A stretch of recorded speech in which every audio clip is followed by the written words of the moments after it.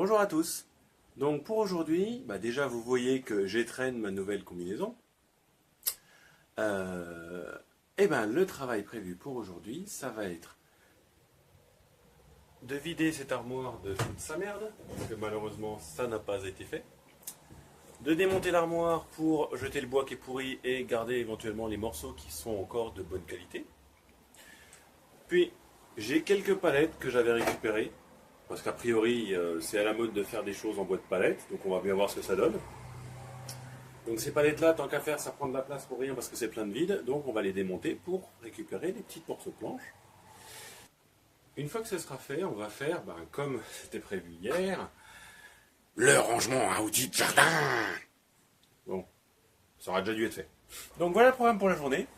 On va commencer par déblayer avant que ce soit l'heure de manger. C'est bientôt l'heure d'aller manger, il faut encore que je prenne une douche pour être présentable. Il fait chaud, La combinaison ça va, ça tient pas trop chaud. Mais comme je passe mon temps à aller dehors, du coup tu es en plein soleil. Et en fait le toit c'est bien, même s'il n'est pas isolé, au moins tu es à l'ombre. Tu te prends pas toute la chaleur dans la gueule. Ça c'est pas mal. Bon alors voilà, les travaux de l'après-midi commencent. Je vous remets une petite vue de l'état actuel dans lequel se trouve l'appentis, avec les étagères qu'on a fait hier. Et ce que vous voyez depuis ce matin, c'est qu'on a vidé l'ensemble du bois de l'étagère. L'étagère elle est dehors. J'ai viré les palettes aussi. Et comme vous en doutez, on va ranger les outils.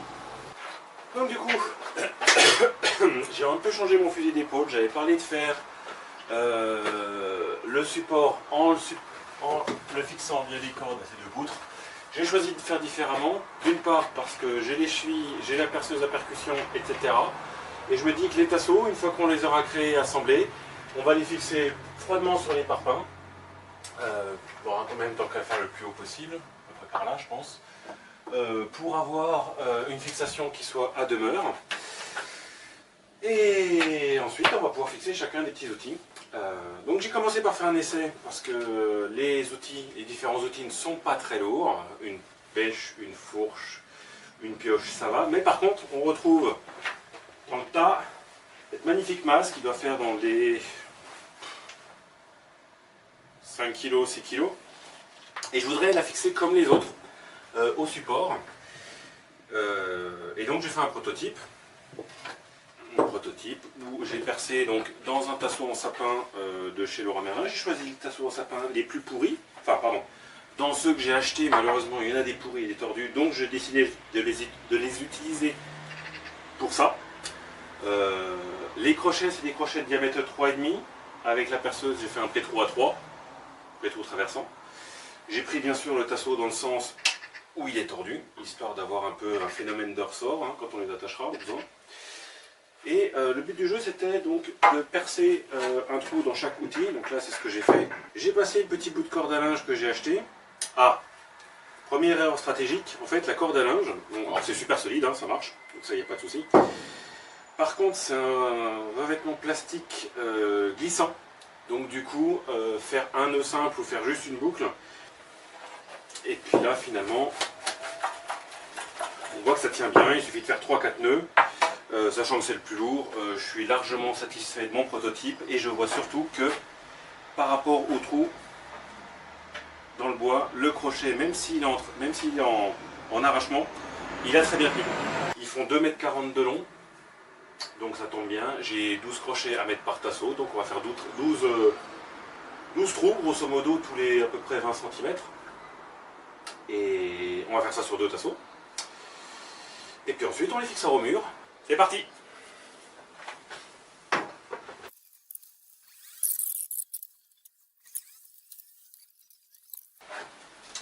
Bon alors la première nouvelle c'est que je suis pas foutu de compter. Donc je vais faire les tasseaux en une seule fois, les 2 tasseaux, comme ça ils sont alignés. Vous me direz s'ils sont alignés, les manches ils vont se gêner, mais non, en fait non, parce que quand je vais les fixer au mur, je vais les décaler de 10 cm et demi. Histoire que les manches dessus du haut passent entre les manches dessus du bas. J'ai anticipé l'erreur parce que j'ai fait un schéma papier, et que je me suis rendu compte que si je faisais comme ça, c'était très con parce que ça allait se gêner. Donc faites toujours un dessin papier, même s'il ressemble à rien, de la situation réelle telle qu'elle va être, parce que sinon, on fait toujours des problèmes. Allez, on va passer tout ça. Alors oui, forcément, j'ai pas d'établi. Bah oui, forcément, j'ai démonté les établis qui étaient pourris, qui étaient ici. Donc il y en a un dans le jardin, il y en a un dans le garage à côté. Actuellement, mon superbe établi, c'est une chaise de jardin en plastique. Une fois que j'aurai aménagé l'apprenti, ça devrait être le premier travail. Alors si c'est pas trop ambitieux pour un énorme débutant comme moi, ce sera de faire un établi à l'aide des tasseaux qui sont là qu'on a pu voir en bas. Alors la chance que j'ai, parce que c'est une vraie chance, mon beau-père a ramené, quand il a déménagé, un établi à lui, bon, qui ne passe pas la porte, donc il va falloir le démonter, ce qui me permettrait d'avoir un premier établi sur lequel fabriquer l'établi que j'ai prévu de faire. Mais en attendant, je fais avec ce que j'ai, c'est-à-dire une chaise de jardin.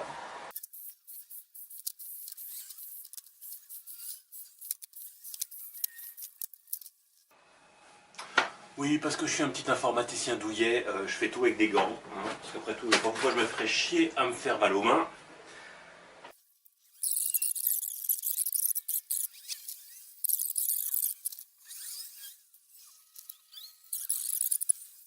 Hé hé, j'ai retrouvé mon mètre de 5 mètres.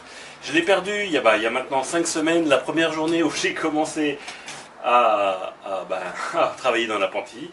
Là je l'ai retrouvé, donc je suis content, ça tombe bien, c'est un super mètre, il est bien solide.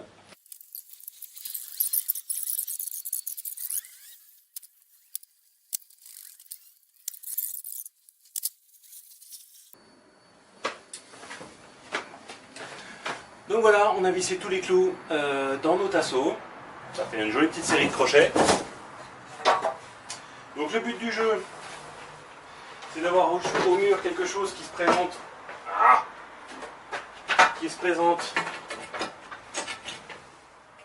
De la manière suivante, avec un petit décalage entre les deux.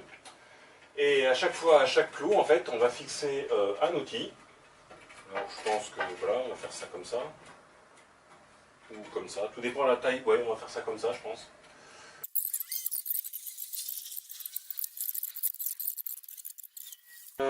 Des chevilles, de nouveau des chevilles Fischer, diamètre 8, longueur 40. Donc derrière, il y a marqué qu'il faut utiliser des vis de 5,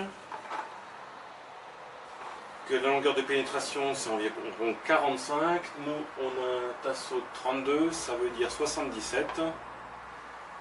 J'ai des vis de longueur 60, diamètre 5, donc c'est ce qu'on va utiliser, en espérant que ça se passe bien.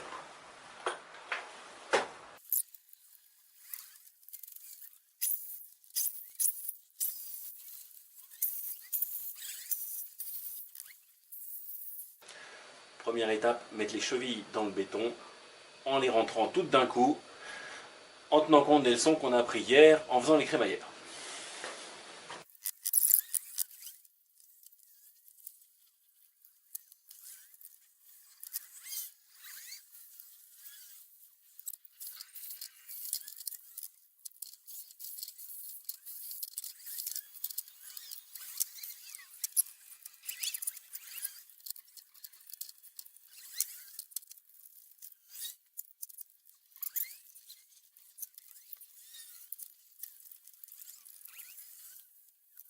Alors le travail de fixation est fait, j'ai fait une grosse connerie, je sais pas comment je me suis démerdé, il y a un trou qui est 2 bons centimètres en dessous de ce qu'il faudrait, je sais pas ce qui me prie.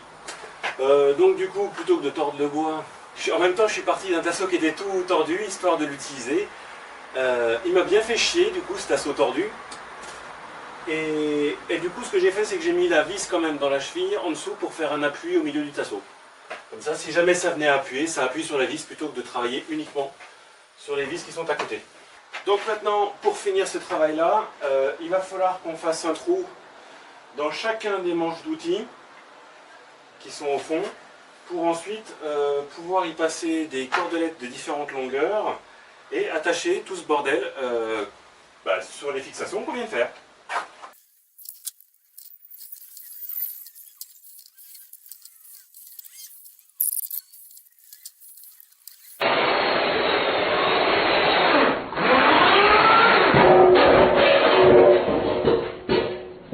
je viens de me faire une grosse frayeur. Comme d'habitude, je rince mon... Enfin, je rince. Je nettoie mon forêt de ce qu'il contient en le passant sur le gant. Et là, vu le sens de rotation, et bien sur le gant s'est enroulé au-dessus. Donc, entre guillemets, j'expliquais rien parce que j'étais pas en perçage, mais en latéral comme ça. Mais ça a quand même fait 2 jolis trous. Donc ne soyez pas cons comme moi. Il ne reste plus qu'à faire des petites boucles avec le fil et de les accrocher et de les ranger proprement. Ça fait aucun bruit. Je vais en profiter qu'il est encore dans la période où j'ai le droit de faire du bruit. Donc il est à peu près 17h, jusqu'à 19h. Pour aller faire la palette, les découpes et compagnie. Et éventuellement démonter aussi l'armoire si j'y arrive. Pour en récupérer le bois et que l'autre partie elle soit jetée. Donc c'est parti, ce coup-ci on va aller dans le jardin pour faire la palette.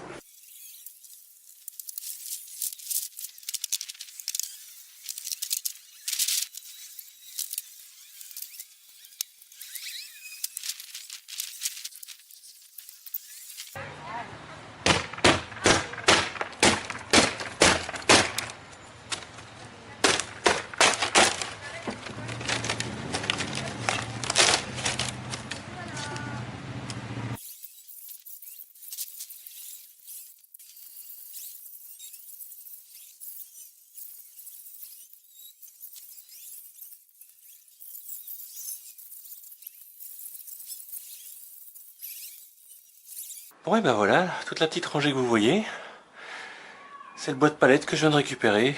Alors au début, c'est là où on voit le genre de grande planche, je me suis fait chier à essayer de récupérer toute la longueur de la planche en enlevant les clous. Et après, eh ben j'ai dit fuck parce qu'il y en a marre, donc j'ai pris la scie sauteuse et j'ai tout débité à côté des clous. Donc par contre là, ça va grave vite avec la scie sauteuse. Ah, ça doit faire dans les, ça doit faire dans les 50 cm. Donc voilà, ça vaut le coup hein, pour les 5 minutes où on s'éclate. L'intérêt principal du bois de palette, bon, il y en a qui trouvent que l'intérêt principal c'est qu'il est gratos. Moi j'ai pas d'outillage pour faire des planches fines, j'ai pas de raboteuse, j'ai pas de dégauchisseuse. Donc pour moi l'intérêt c'est que là ça fait des planchettes qui font à peu près 1 cm. Même si c'est du bois un peu pourri. Enfin pas un peu pourri au sens bouffé par les bestioles, parce que là j'ai pris des palettes qui avaient servi à livrer des équipements. Donc qui étaient ensuite restées entreposées à l'intérieur dans le sous-sol du... Mais c'est surtout qu'elles sont fines, à vue de nez, elles doivent faire 12 mm je dirais. Donc je compte m'en faire des petites boîtes pour ranger les ciseaux, ranger les rabots, on verra bien. Première expérience avec le bois de palette, je pense pas que je réitérerai parce que mine de rien ça fait quand même chier. Et puis bah là je pense que j'en ai un bon stock. Hein. Bon alors la dernière étape de la journée, ça va être d'enlever tous les clous à ce qui reste.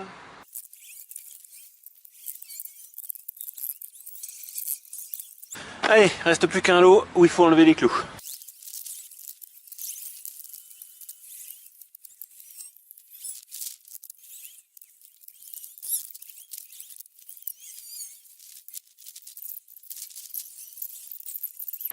Et ben en ayant fini ce bois de récup, la journée de travail dure est finie.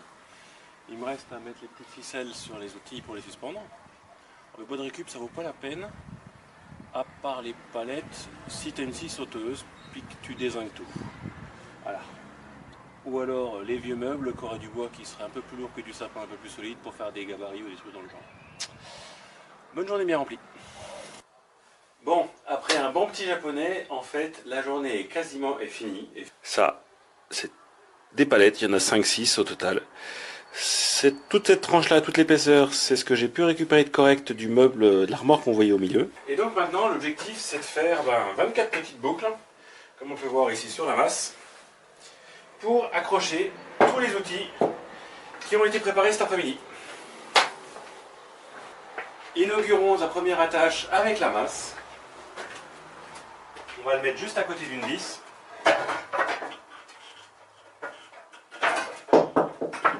Premier point, ça tient. Et deuxième point, ça n'a pas trop bougé.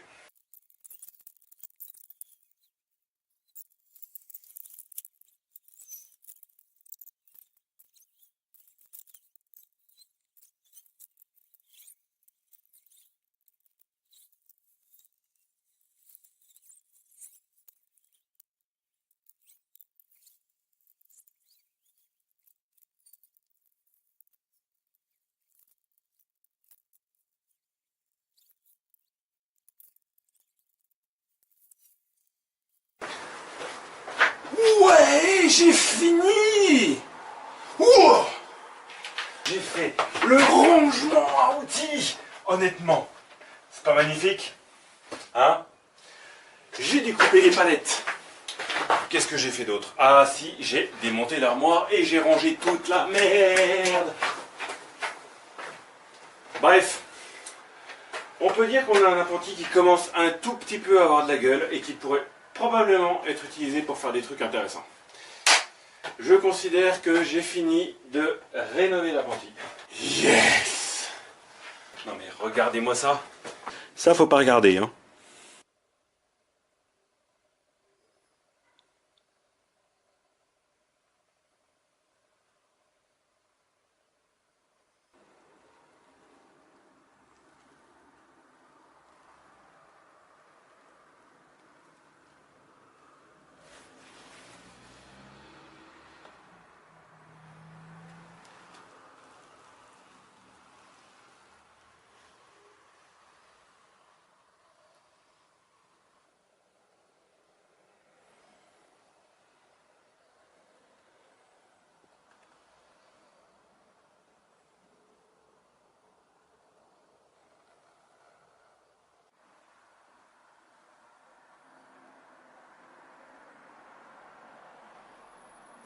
Ben, je peux vous dire que déjà les équipements de protection, la combinaison, le casque, le masque, alors surtout le masque, c'est juste la meilleure chose qui soit. Que vous ayez l'argent, que vous n'ayez pas, au moins prenez un masque parce que ça change la vie. Mon Dieu, ce que c'est bon que de faire des trucs avec ses mains. Ça. Faites des choses. On réfléchit plus. On se fatigue et on dort bien. On se sent bien quand on a fini parce qu'on a un résultat qu'on peut voir et constater. Mon Dieu, putain, ce que c'est bon. Et en plus, après, quand c'est bien rangé, on se sent trop bien parce qu'on se dit que dans un espace comme ça, qui doit maintenant faire à peu près dans les 2,50 m de large sur à peu près 4 mètres de long, on a la place de se mettre au moins un superbe établi. Alors une dégauchisseuse pour avoir des planches qui sont droites et de la bonne épaisseur, parce que ça je pense que c'est indispensable, sinon on est bon pour tout faire au rabot. Alors je le ferai d'abord au rabot, ça c'est sûr, parce que j'ai envie de le faire, je ne sais pas le faire, donc je vais apprendre, mais je pense qu'ensuite je vais investir dans une dégauchisseuse. Ce serait éventuellement une scie à ruban. Alors la scie à ruban elle permet plusieurs trucs, elle permet de faire des dessins et des découpes avec des contours, en faisant tourner le bois pendant qu'on coupe, ça c'est le premier truc. Scie hache en tournée. Le deuxième truc, c'est surtout que le bois, si on va l'acheter pas trop cher, on va l'acheter en grossiste ou en scierie, et les planches font à peu près 3 cm d'épaisseur. On doit prendre une planche de 3 cm pour la réduire à, je sais pas moi, 1,5 cm, quelque chose, ça fait beaucoup de gâchis. La scie à ruban, elle permet donc de recouper les planches dans le sens de l'épaisseur pour faire des planches qui sont plus petites. Vous étonnez pas si vous voyez une dégauchisseuse et une scie à ruban ici, et un établi. La suite des opérations, ça va être la suivante. Déjà, faire un grand coup de ménage ici pour avoir un sol qui soit propre, où il y ait enfin les derniers reliquats de poussière, de champignons, de moisis qui partent. Petit coup de Karcher peut-être, ça j'en sais rien, mais en tout cas un bon coup de balai puis un aspirateur. Toujours avec mon copain le masque, le coup de balai. En tout cas, la prochaine étape, ça sera certainement, très certainement, la construction de quelques boîtes en bois pour se faire la main, pour ranger les rabots dedans, avec un peu de mousse, ça peut toujours être sympa. Et ensuite, avec tous les tasseaux qui sont protégés par un traitement, se construire un établi. Donc déjà, un grand merci à ma belle famille pour me laisser l'opportunité de m'installer ici pour faire mes petits trucs de menuiserie. Alors, logiquement, chez moi, j'ai pas trop besoin de meubles, ça tombe bien. Ici, il y a envie d'avoir des placards, il y a envie d'avoir des meubles, donc bon, un échange de bons procédés, c'est déjà ça. Moi, je pourrais m'amuser, je pourrais apprendre. Et puis, bah, s'ils sont satisfaits du résultat, c'est encore mieux. Mon beau-père et ma belle-mère, ils ont fait un travail de titan. Parce que tout ce que j'ai pu sortir de l'apprenti, j'en ai fait des tas triés sur le gazon, en dehors de l'apprenti. Mais eux, jour après jour, semaine après semaine, ils sont allés charger la voiture et emmener tout ça à la déchetterie. Moi, je dis bravo. C'est énorme le travail qu'ils ont fait pour le jeter. Franchement, ça, bravo. Et puis sinon, dans la catégorie remerciements, alors je vous rassure, hein, ça va pas être trop chiant ni trop long, mais il y a mon beauf qui m'a aidé à faire l'électricité. De la même manière que moi, j'avais jamais fait ça, lui non plus, donc on a fait ça ensemble le jour de Pâques, vous avez vu dans la vidéo, je crois, du jour 2. C'était bien sympa, on a discuté tout le long, et donc merci à lui, et merci à lui, parce que franchement, sans lui, j'aurais pas réussi à faire ce travail d'électricité dans la journée, et c'est grâce à lui que là, bah, on est le soir, il fait nuit, on a de la lumière, et puis aussi, bah, hey, forcément, je vis pas tout seul, j'ai ma petite moitié, mon petit chou, mon rodoudou, qui tolère le fait que tous les week-ends, je vienne ici me crever le cul. Elle est adorable, elle tolère mes caprices, et grand merci à elle. Bah, ça suffira pour aujourd'hui, je crois. Hein. J'espère que si vous regardez cette vidéo, bah, déjà vous n'êtes pas trop fait chier. Ensuite, moi je me suis bien marré à le faire, je me suis bien crevé, je me sens vachement bien d'avoir fait tout ça.